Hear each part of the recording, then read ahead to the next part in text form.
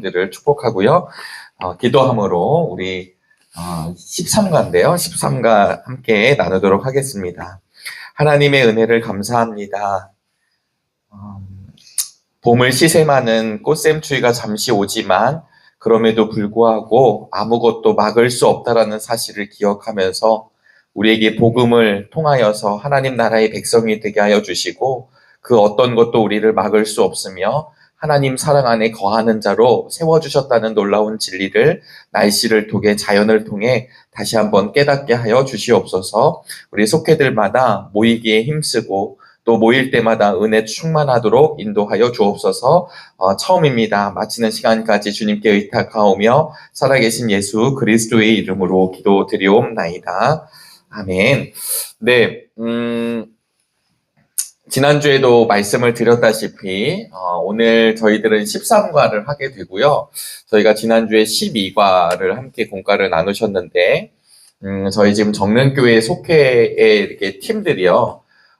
이제 주중에 시작이 돼서 이제 월요일 혹은 화요일 날 모이는 팀들부터 시작을 해서 주일날 오전까지 이제 속회가 드려져요. 그래서 저희가 지난주에 12과를 했기 때문에 12과 말씀이 돌아오는 주일날, 그러니까 이번 주일날 우리 1시 반에 지난번에 처음으로 했었고요. 이번 두 번째 시간에 우리 속회의 날 두 번째 시간인데요. 우리 무화과 나무 지역이 임사를 맡아주시고 우리 서충식 목사님이 말씀을 이제 전해주실 계획이고요.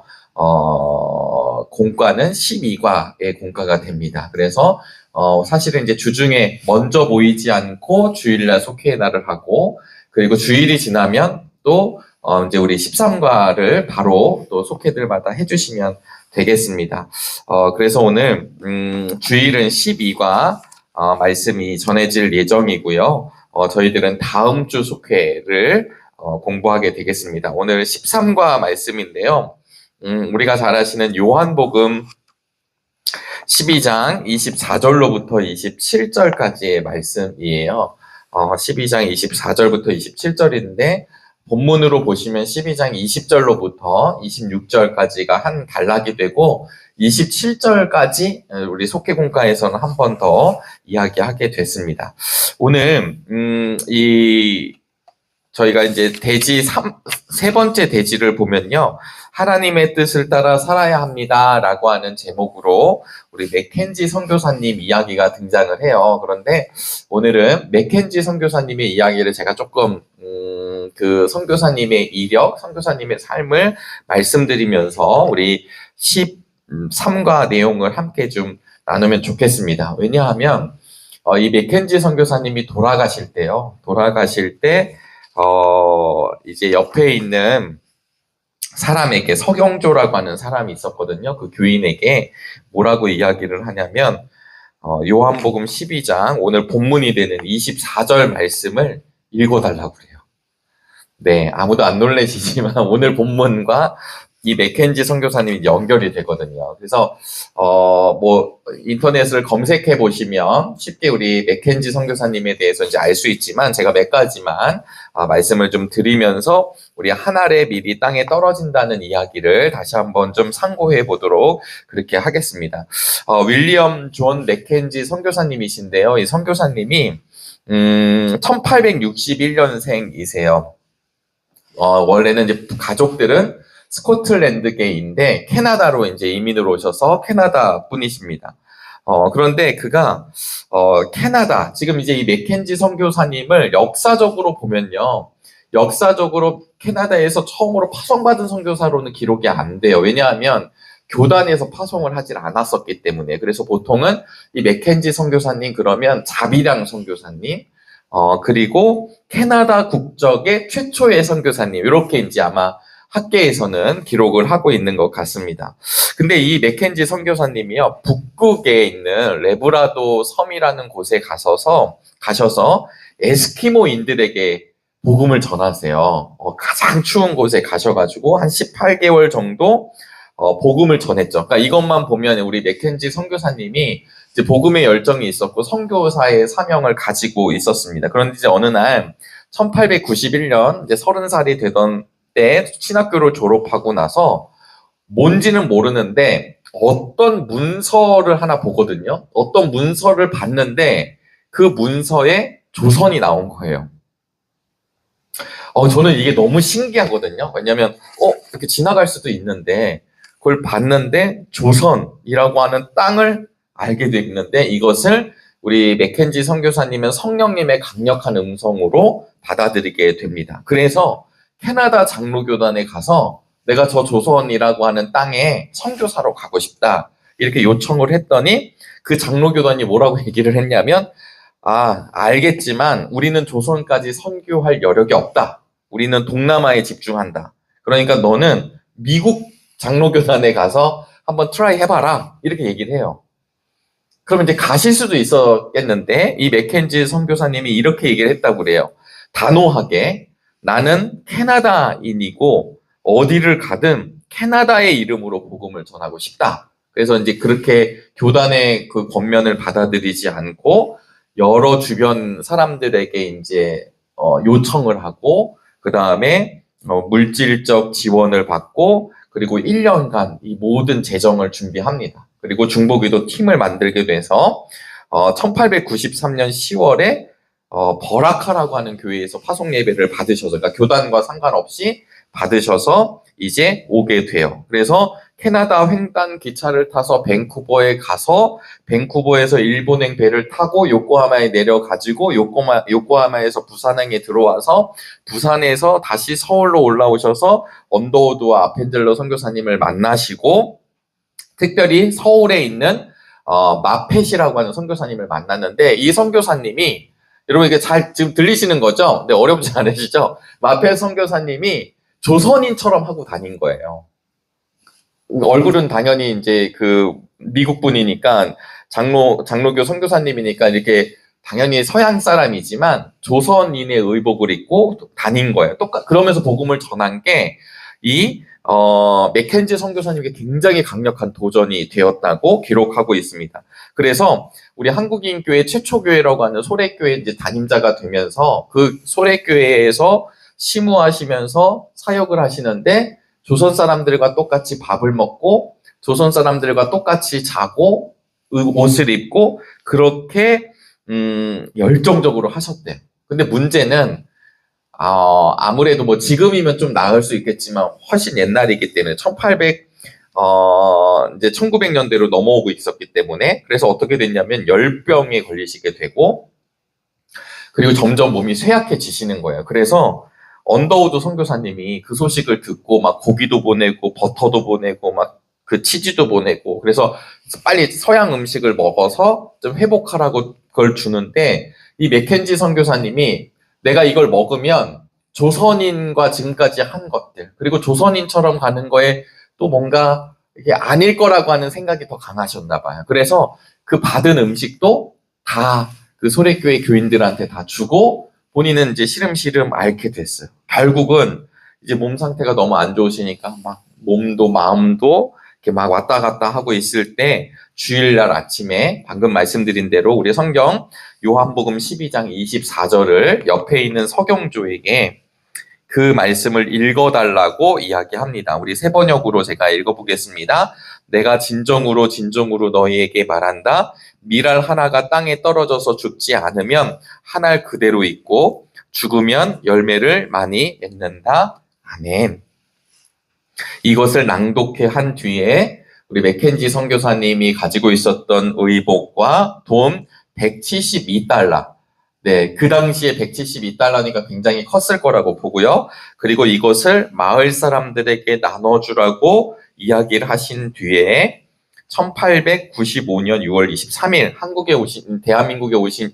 조선에 오신 지는 1년 반 만에 34세 하나님의 부르심을 받습니다. 네, 이렇게 이제 돌아가셨거든요. 근데 이제 항상 선교사님들의 열전을 보면 알다시피 이렇게 끝나지 않고 이때부터 캐나다에 이제 이 조선을 향한 이 선교가 시작이 돼요. 왜냐하면 맥켄지 선교사님 돌아가시니까 아까 옆에서 읽었던 그 서경조라고 하는 교인이 편지를 써요. 뭐라고 쓰냐면 맥켄지 같은 선교사님을 보내달라. 이 편지를 언더우드 선교사님을 통해서 캐나다 장로교단까지 전달이 됩니다. 그래서 이 편지를 받아본 장로교 총회가 그리어슨이라는 분, 푸트라는 분, 맥레라고 하는 분을 공식적으로 파송해요. 이분들이 이제 조선에 온 공식적 교단 선교사님이 되고, 말씀드린 대로 우리 존 맥켄지 선교사님은 자비랑 선교사, 그리고 캐나다 국적에 처음 온 선교사, 이렇게 이제 기록이 됐다라는 것을 이야기하죠. 근데 이렇게 이 세 분을 공식적으로 와서 캐나다 장로교에서 처음 184명이 오게 되고요. 주로 지금은 이제 우리가 북한 지역을 못 가지만 원산, 성진, 함흥, 간도 쪽을 이 캐나다 선교사님들이 많이 감당하셨습니다. 그 중에 토론토 의대 출신이 누구냐면 하디 선교사님이시고, 그리고 이 맥켄지 선교사님의 약혼녀였던 맥컬리 선교사님이 원산 부흥운동, 평양 대부흥운동 당시에 이제 귀한 주역으로 사역을 하셨다라는 것이 역사적으로 이렇게 연결이 됩니다. 너무 감동적이지 않나요? 네, 저희가 지금까지 이제 세 번째 한국 기독교회사를 계속 우리 감리교 속회공과가 이야기를 하지만, 아마 우리 지필진에서는 이 요한복음 12장 24절 이 이야기를 가지고 우리 맥켄지 선교사님의 이야기, 그리고 그분의 삶을 좋은 예로, 우리 역사적 예지만 이 예로 우리에게 알려주고 있습니다. 여러분, 사실 요한복음 12장 이제 말씀을 보시면요, 결국은 예수님이 이 땅에 오셔서 이야기하시는 것이 바로 이런 부분들입니다. 어떤 부분이냐면요, 요한복음 저희들은 12장 24절로부터 되지만 20절의 말씀이 어떻게 이 단락이 시작이 되냐면, 명절에 예배하러 올라온 사람들 가운데 그리스 사람들이 몇 있었는데 베세다 출신 빌립에게 가서 청합니다. 선생님, 우리가 예수를 뵙고 싶습니다. 이때가 이제 6월절 때가 되거든요. 예수님을 뵙고 싶습니다. 그럼 요한복음 12장 20절 전에는 어떤 본문이 등장을 하냐면 예루살렘 입성이 등장을 해요. 이해가 되시죠? 그러니까 지금 시기적으로는 예루살렘 예수님께서 입성하실 때 사람들이 뭐라고 외치죠? 호산나, 호산나 이렇게 외쳐요. 그런데 나중에 예루살렘을 입성하시고 나서 골고다 십자가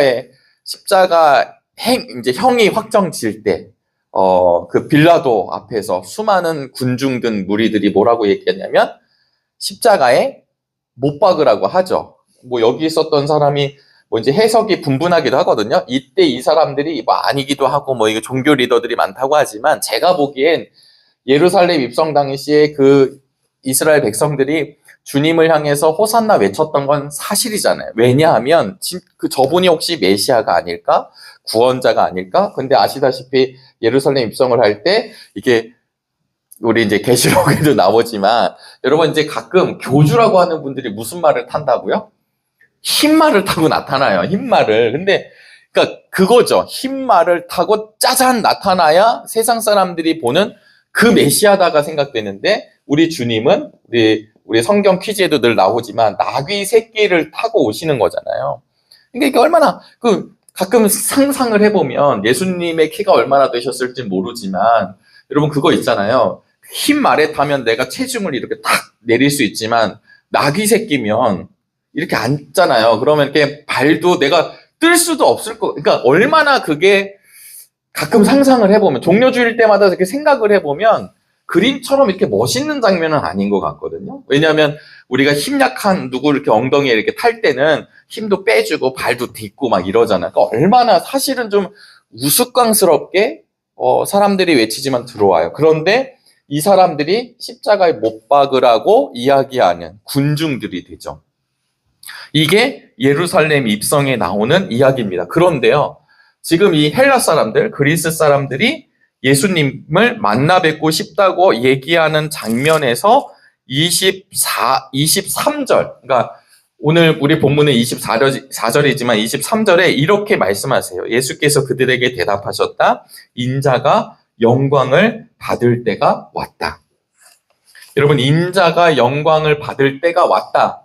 영광을 받는다는 게 세상적으로는 추앙을 받는 거겠지만 지금 예루살렘에 입성하시고 헬라인들이 그들이 유대인인지 그리스도인인지 뭐 이런 건 잘 모르겠어요. 예수님을 잘 알아서 온 건지 모르지만 그 이방 사람들이 예수님께 왔을 때 비로소 예수님이 말씀하시는 건 무엇이냐면 내 때가 왔다는 건데 이 때는 그럼 무엇이냐면 십자가인 거죠. 그게 영광이라고 하는 것입니다.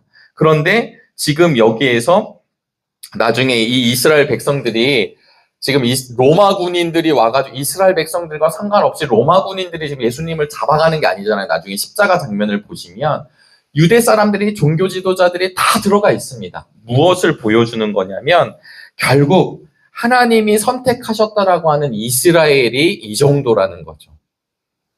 여러분 그런 생각 해보셨어요? 하나님이 선택한 저 백성도 저 지경인데 하물며 제가 늘 그런 말씀 드리잖아요. 가끔 목회자들에 대한 안타까운 소식을 듣게 되고 뭐 가끔 장로님들에 대한 안타까운 소식을 듣게 됩니다. 그러면 사람들은 얘기해요. 어떻게 목회자가 어떻게 장로라는 사람이 이렇게 얘기를 하지만 그것을 뒤집잖아요. 그러면은 목사님들 중에서도 장로님들 중에서도 시험에 걸려 넘어지는 자가 나왔다면 권사님들 중에, 집사님들 중에, 물론 훨씬 훌륭하고 정말 작은 예수가 되어 살아가신 분이 많지만, 이게 확률적으로 보면, 그런 분들은 집사님 타락에 대한 이야기는 언론에 나오지가 않습니다. 굳이. 성도들의 타락은 굳이 나오지 않는 거예요.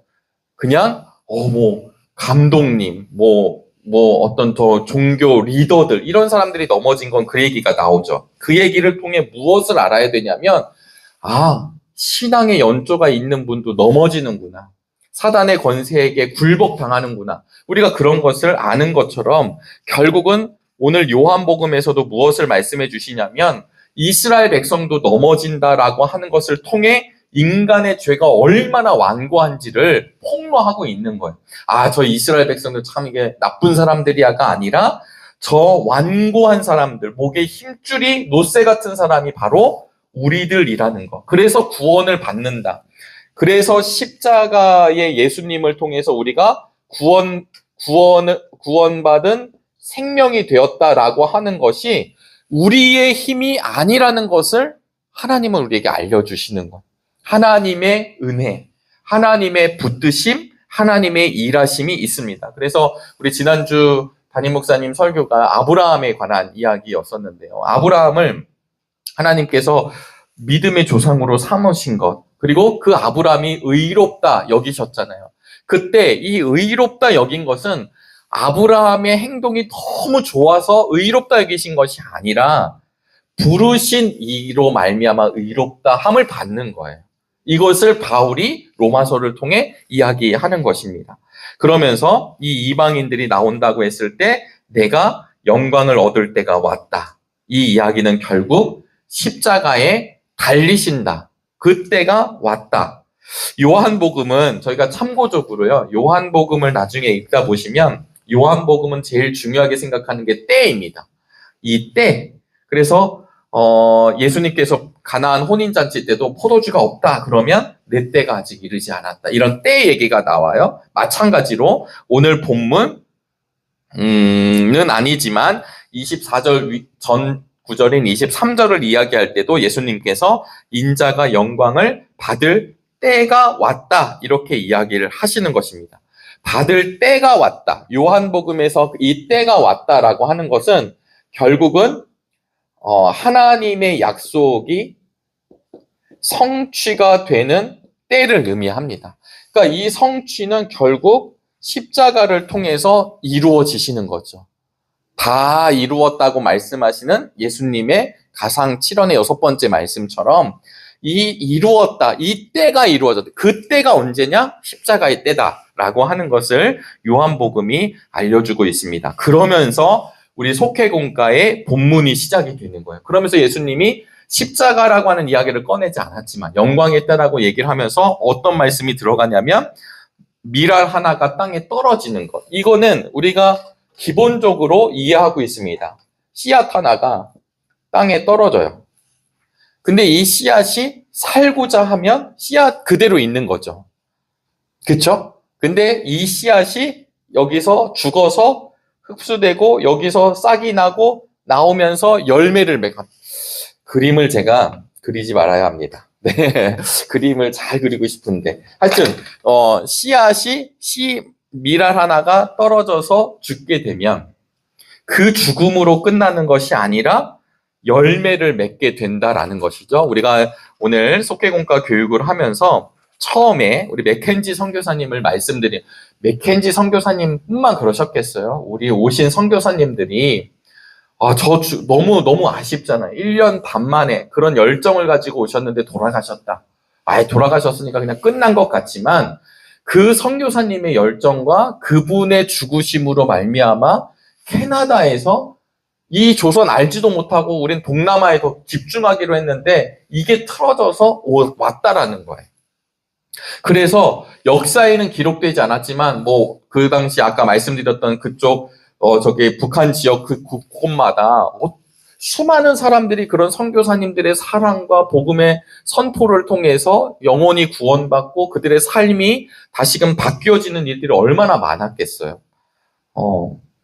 성경의 완성을 위한 때가 바로 6월절 어린 양 희생으로 죽으시게 되는 우리 예수님. 이게 예수님의 영광이라고 이야기하면서 지금 한 알의 미랄이 떨어진 이야기가 시작되고 있습니다. 결국은 우리 주님이 이 죽는 미랄이 뭐냐면 바로 당신임을 설명하면서요. 그러면서 무슨 이야기를 25절에 하시냐면 자기의 목숨을 사랑하는 사람은 잃을 것이요. 이 세상에서 자기의 목숨을 미워하는 사람은 영생에 이르도록 그 목숨을 보존할 것이다. 여러분 이 말이 지금 우리 지역장님들이나 속장님들은 어떤 뜻인지 사실은 잘 아시겠죠. 살고자 하지만 내가 살고자 하면 죽게 되고 내가 죽고자 하면 살게 된다라는 뜻은 결국 무엇이냐면 예수 그리스도 십자가의 사건 뒤로 그 십자가를 진 또 하나의 하나님의 사람들의 삶을 의미하고 있습니다. 우리가 사순절기에 우리의 십자가를 지고 주님께 더욱 가까이 가기를 원합니다. 라는 기도가 자기의 십자가입니다. 각자의 십자가가 분명히 있지만 이 십자가 결국은 예수님이 죽음으로 말미암아 얻게 된 생명의 길이잖아요. 그래서 오늘 속회공과 첫 번째 대지도 누가 죽어야 되냐면 제가 죽어야 되는 게 아니라 내가 죽어야 된다라는 것이 우리 속도원들에게 아멘이 될 수 있게 되기를 간절히 소망합니다. 예수님만 죽고 끝나는 것이 아니라 예수님이 가셨던 그 길을 우리가 걷는 거죠. 근데 이 죽음이라는 단어가 지금 생명을 끊어라라는 뜻이 아니라 여러분 내가 죽는다는 것이 얼마나 어려운지 아시잖아요. 하나님께서는 요한복음 10장 18절에 이런 말씀도 하셨는데요. 제가 잠깐 찾아보겠습니다. 요한복음 10장 18절 말씀에 예수님께서 이런 말씀을 하셨는데요. 아무도 내게서 내 목숨을 빼앗아 가지 못한다. 나는 스스로 원해서 내 목숨을 버린다. 나는 목숨을 버릴 권세도 있고 다시 얻을 권세도 있다. 이것이 내가 아버지께로부터 받은 명령이다. 아멘. 이 말씀은요. 예수님이 너무 억울하게 내가 그냥 십자가의 길을 간다. 나 정말 가기 싫은데 나 거기 끌려간다. 이런 이야기가 아니라 예수님께서는 하나님의 아들이시면서 하나님이심을 드러내는 거죠. 결국은 내가 그 길을 선택하고 내가 아버지가 말씀하신 그 길을 따름으로 말미암아 결국은 어떤 일이 벌어지나요? 하나님의 구원의 역사가 완성이 되는 거죠. 그래서 우리가 주님의 제자로 주님의 하나님의 자녀로 살아가고 있다라는 거. 근데 문제는 지금 이 당시에 제자들이 깨닫고 있지 못합니다. 십자가에 대한 이야기를 하지만 어디서 볼 수 있냐면 나중에 예수님의 제자들이 같이 붙어 있을까요? 또 도망갈까요? 도망갑니다. 그러니까 이스라엘 백성들이 예수님을 십자가에 못 박고 예수님의 제자들이 예수님을 배반하고 도망간다. 이걸 통해 무엇을 알려주냐면 우린 저렇게 되지 말자. 또 있겠지만 저 존재가 우리들이다 라는 것을 이야기하고 있습니다. 결국은 한 알의 미랄, 예수님의 죽음으로 많은 열매를 맺게 되는데 그 열매가 무엇이냐면 주님이 피로 값주고 사신 교회, 그리고 주님의 피값으로 세워진 믿음의 성도들이 지금도 하나님의 열매가 된다라고 하는 것입니다. 저는 이것이 우리에게 은혜가 되기를 바랍니다. 왜냐하면 예수님을 믿기 전이나 믿은 후에나 몸이 바뀌진 않거든요. 몸이 바뀌지 않는다라는 건 무엇이냐면 우리 안에 죄된 증거들이 늘 있습니다. 그런데 새로운 존재가 되면 분명한 게 있는데요. 새로운 존재가 되면 세상이 우리를 감당하지 못한다. 또 다른 것은 세상이 우리를 미워한다. 여러분 나중에 잘 보시면요. 우리가 믿음을 가지고 세상을 버리고 친구를 버리고 막 버리는 게 아니에요. 우리가 진짜 믿음을 갖게 되면 세상이 우리를 버립니다. 세상이 친구들이 우리를 버립니다. 왜냐하면 같이 공존할 수 없기 때문입니다. 그래서 오늘 우리 속회공과 내용을 좀 잠깐 보시면요. 우리가 먼저 십자가에 죽어진 존재라는 것, 내가 십자가로 다시 살아난 존재라는 정체성을 우리 속회공과를 통해 다시 한번 분명히 할 수 있게 되기를 바라겠고요. 그러므로 말미암아 우리 주님께서 뭐라고 말씀하시냐면 우리 26절 말씀입니다. 나를 섬기려고 하는 사람은 누구든지 나를 따라오너라. 내가 있는 곳에는 나를 섬기는 사람도 나와 함께 있을 것이다. 누구든지 나를 섬기면 내 아버지께서 그를 높여 주실 것이다. 아멘. 여기서 섬긴다라는 것은 떠받들어 준다. 막 우리가 그냥 막 굽신굽신한다. 이런 뜻이 아닙니다. 여기서 말하고 있는 섬김은 주님과 함께 주님의 길을 걷는 것을 이야기하는 것이죠. 우리 주님이 가장 누추한 곳, 우리 주님이 가장 죄가 만연했던, 가장 어두울 때 이 땅에 오셨던 것처럼 우리 역시 나와 말하기 좋은 사람들을 하고 있는 것이 아니라 가장 어려운 곳, 낮은 곳에 우리 역시 그 길을 걸어갈 수 있게 되길 바랍니다. 이게 경제적으로 어려운 게 아니에요. 여러분, 우리 그 다음 세대들, 자녀들, 거친 사람들을 만나면 여러분 어떤 일이 벌어져요? 제가 언젠가 한번 이렇게 들었던 그 예화 중에 하나가 이런 게 있었어요. 어떤 집사님이 이 본문을 가지고 십자가의 사랑을 전하려고 이렇게 아무도 거들떠 보지 않는, 아무도 보기 싫어하는 분들을 전도 대상자로 삼은 거야. 그게 누구였냐면 해병대 그 컨테이너 박스를 잡은 거예요. 왜냐면 사람들은 해병대 분들은 좀 이렇게 거칠잖아요. 그리고 의리가 있고 막 남자들 막 파워가 있고.